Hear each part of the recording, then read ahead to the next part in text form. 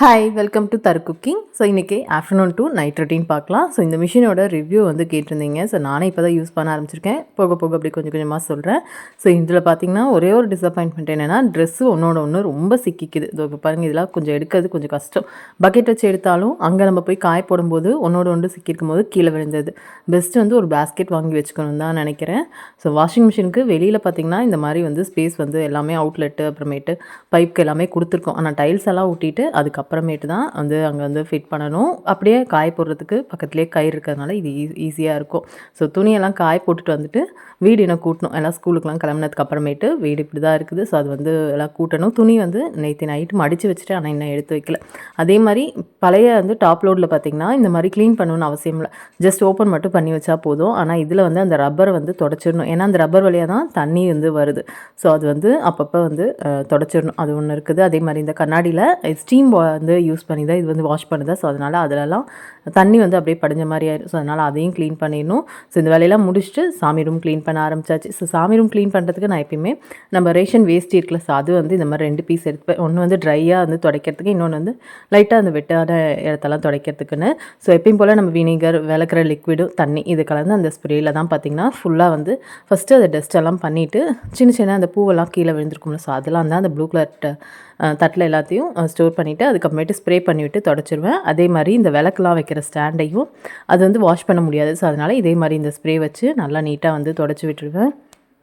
இந்த ஒரு cleaning water போதும், எல்லா இடமுமே நம்ம யூஸ் பண்ணி க்ளீன் பண்ணிக்கலாம். ஸோ நான் இன்றைக்கி சாமி ரூம் ஃபுல்லாக இதே மாதிரி தான் க்ளீன் பண்ணேன். ஸோ நல்லா வந்து ஷைனிங்காக வந்து இருக்கும்.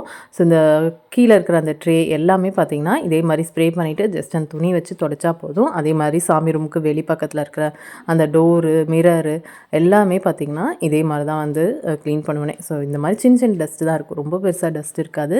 சாமி பாத்திரம்லாம் ஏற்கனவே வந்து விலக்கி வச்சுட்டேன். ஸோ அது இன்னும் காஞ்சிட்ருக்குது. ஒரு டைம் ஃபுல்லாக வெளி பக்கமும் எல்லாத்தையும் தொடச்சி விட்டாச்சு.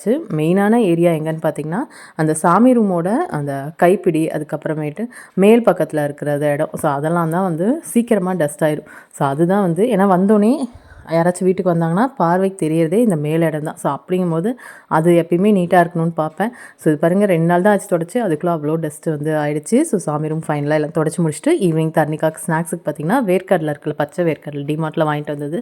ஸோ அது வந்து கொஞ்சமாக எடுத்து ஒரு அரை மணி நேரத்துலேருந்து 3/4 மணி நேரம் ஊற வச்சு வச்சுருக்கேன். அதை குக்கரில் உப்பு சேர்த்து ஒரு 3 விசில் விட்டு எடுத்துக்கலாம். ஸோ சில டைம் கொஞ்சம் நேரம் நீங்கள் ஊற வச்சிங்கன்னா 4-5 விசில் கூட விட்டுக்கலாம். ஸோ அது விசில் வரட்டும். அதுக்குள்ளே இந்த பக்கம் சாமி பாத்திரம்லாம் நல்லா காஞ்சிடுச்சு. ஸோ இதில் வந்து குங்குமமும் சந்தனமும் போட்டு வைக்கிறது. விபூதி மடல் பார்த்திங்கன்னா வெளியில் நல்லாயிருக்கு. ஆனால் உள்ளார பக்கம் அந்த விபூதி வச்சுருந்தது என்னாச்சுன்னா இந்த இடம் மட்டும் ஒரு மாதிரி ஆயிடுச்சு. அது என்ன தான் க்ளீன் பண்ணாலும் போக மாட்டேங்குது. ஏதாச்சும் டிப்ஸ் தெரிஞ்சால் சொல்லுங்கள், நான் ட்ரை பண்ணி பார்க்குறேன்.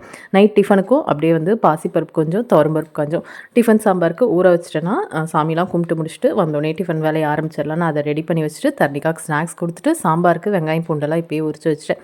ஸோ இந்த இதுக்கு சாலட்டுக்கு பார்த்திங்கன்னா வேக வச்ச வேர்க்கடலையை சேர்த்துட்டு அதோட ஏற்கனவே நம்ம உப்பு சேர்த்துருக்கோம். ஸோ அதனால் சின்ன வெங்காயம் கொஞ்சம், தக்காளி விதை இல்லாமல் கொஞ்சமாக சேர்த்துட்டு பெப்பர், அதுக்கப்புறமே சாட் மசாலா இருந்தால் சேர்த்துக்கோங்க. நான் இன்றைக்கி பெப்பர் மட்டும்தான் வந்து சேர்த்துருந்தேன். ஸோ அது கொஞ்சமாக கொத்தமல்லி தழை மட்டும் போட்டு கொடுத்து பாருங்கள், செம்ம டேஸ்ட்டாக இருக்கும். சின்ன வெங்காயம் நல்லா காரமாக இருக்கும். ஸோ அதனால் சாப்பிட்றதுக்கு குழந்தைங்களுக்கு கண்டிப்பாக ரொம்ப பிடிக்கும்.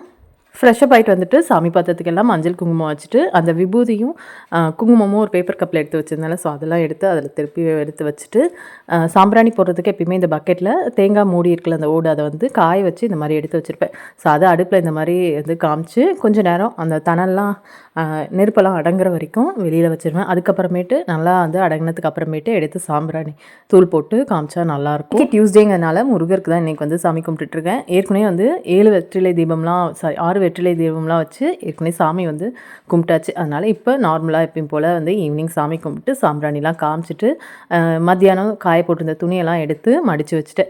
ஸோ அதுக்கப்புறமேட்டு டிஃபன் சாம்பாருக்கு பார்த்திங்கன்னா பருப்பு நல்லா வாஷ் பண்ணிவிட்டு தேவையான அளவு தண்ணி விட்டுட்டு சின்ன வெங்காயம், பூண்டு, ஜீரகம், சாம்பார் தூள், மஞ்சத்தூள், பெருங்காயம் கொஞ்சமாக இதெல்லாம் சேர்த்துட்டு 2 பெரிய தக்காளி சேர்த்து அதை குக்கரில் நல்லா வேக வச்சுட்டு வெந்ததுக்கு அப்புறமேட்டு கடைஞ்சி தேவையான அளவு தண்ணி விட்டுட்டு கடுகு, கருவேப்பிலை, வரமிளகா போட்டு தாளித்து இறக்குனா செம சூப்பரான டிஃபன் சாம்பார் ரெடி. கடைசியாக மறக்காமல் கொஞ்சம் வெல்லம் சேர்த்துக்கோங்க, அப்படி இல்லைன்னா நாட்டு சக்கரை சேர்த்துக்கோங்க.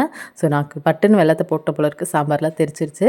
ஸோ கொஞ்சமாக வெல்லம் போடும்போது அந்த டிஃபன் சாம்பாரோட டேஸ்ட் வந்து இன்னும் உங்களுக்கு நல்லாயிருக்கும். ஸோ தோசையோட நைட் இன்றைக்கி இந்த டிஃபன் சாம்பார் தான். கண்டிப்பாக இந்த வ்ளாக் பிடிச்சிருக்குன்னு நினைக்கிறேன்.